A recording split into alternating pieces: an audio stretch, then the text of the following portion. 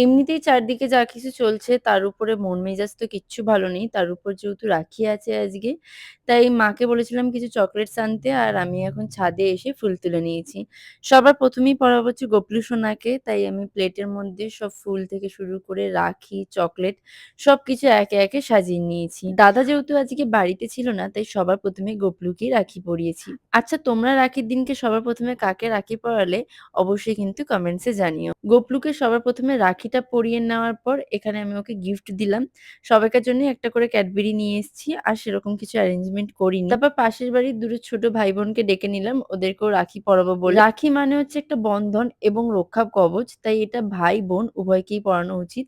তাই সবার ১ম এ ভাইকে পরিয়ে নেওয়ার পর বোনকেও পরিয়ে দিলাম। তারপর ওদের সাথে কিছু ফটো তুলে নেওয়ার পর সন্ধ্যের পর দাদাও এলো আর দাদাকেও তারপর রাখি পরিয়ে দিয়েছি। এভাবেই রাখির দিনটা কাটালাম।